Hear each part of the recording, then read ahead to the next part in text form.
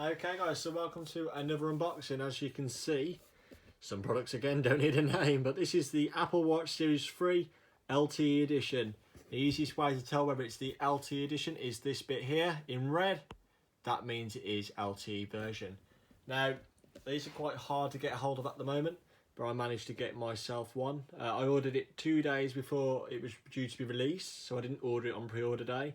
Because initially I wasn't too fussed about it, but then after looking at my work scenario and I thought it'd be quite useful to have.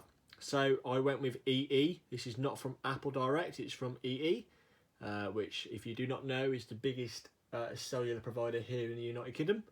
And they're currently the only network to carry this, and that is just simply because they're the only ones who ever implemented the virtual SIM on their network. It's got nothing to do with what 4G bands they've got. It's just simply to do with the eSIM. So EE, thankfully, is the carrier of choice for me anyway. As if you want the LTE to work, you will need to take out a new contract with EE. Now you can either pay £5 a month for the data if you buy the watch from Apple or from anywhere else, or you can go direct with EE. Mine's cost to be £25 a month, including the data, and that's for the 42mm silver to match my iPhone 8 Plus, which is also silver. So I have already wore this and unboxed it when I was at work, got it delivered at work. So it's not a true unboxing, but I will show you what's included. This is the box, nothing abnormal. Obviously here tells you everything you need to know. It just basically, I'll zoom in for you so you can have a look. So it includes Apple Watch, wristband and watch magnetic charging cable, USB power adapter, and support LTE. Tells you the different bands it supports, and yeah, pretty decent.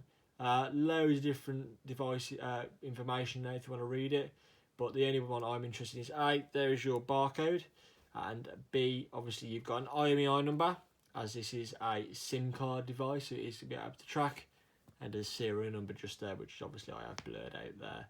But we can then see the model, Apple Watch Series 3 42mm silver with a fog sport band, and it's GPS and cellular. So that's zoomed in there. So obviously here, hopefully my iPhone, there we go, beautiful.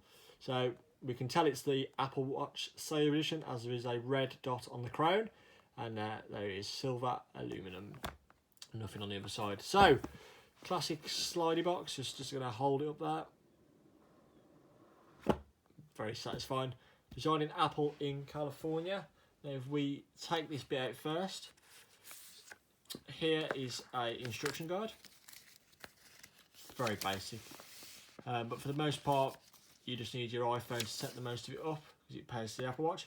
You've got the smaller bands. Now I have just taken delivery of new bands, woven bands, which I will be doing an unboxing for you shortly. But the provided ones are the sports band, which I'm not a massive fan of personally. I think they're a bit fiddly, but they're great, which are included.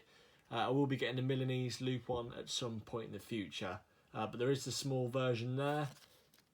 That's it. And then obviously the Apple Watch itself, which there is a little pull tab here, which we'll pull and put to one side.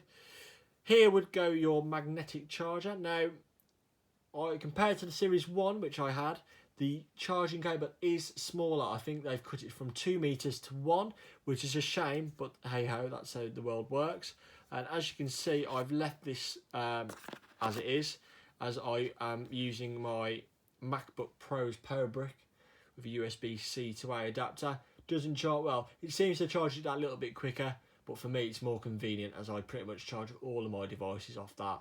And obviously for my iPhone, I use my Mophie wireless charging dock, so I don't really need it. So that's a look at the box inside, guys. And obviously the Apple Watch itself. Now, like I said, for the most part they look identical to a Series 2 and Series 1. The only distinguisher is this red dot here, which indicates it's cellular.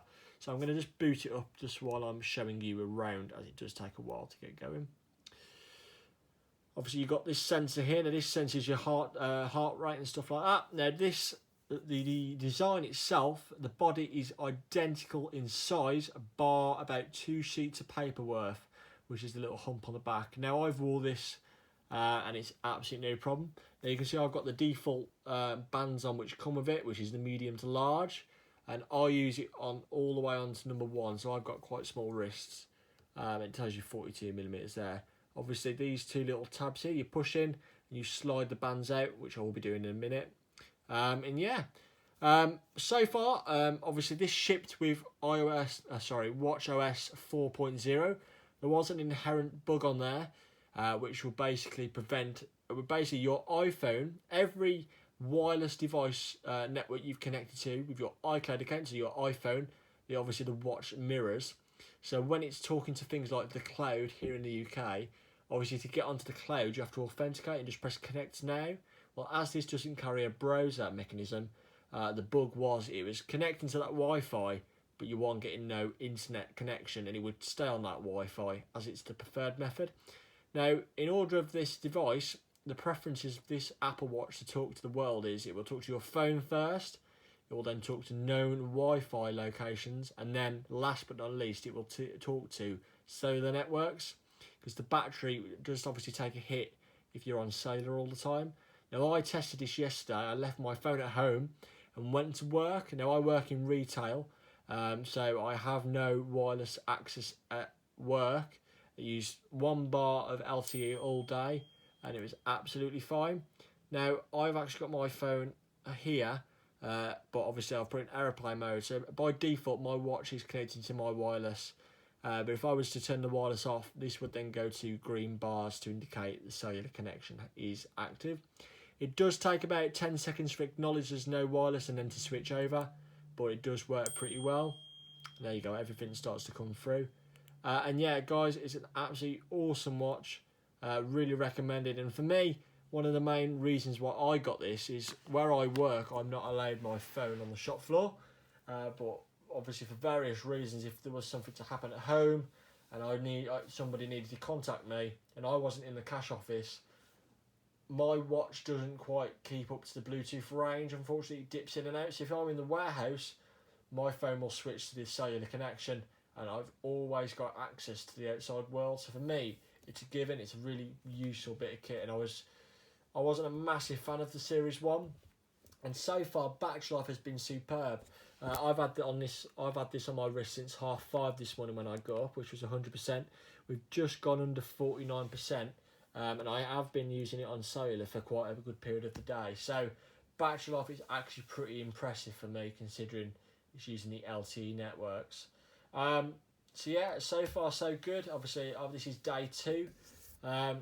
People who are watching this who have ordered it through EE and obviously are frustrated they can't get it quick enough. It's just one of those things, unfortunately. I don't think EE and Apple was quite expecting the throughput they're getting, so they are getting them out as quick as they can. I was following the progress and it did come a little bit earlier than predicted, so pretty decent. So any questions, guys, please leave me a comment. I will answer as best as I can. But this has been a look of the Apple Watch Series 3 LTE edition with EE contract for £25 a month. Thank you very much.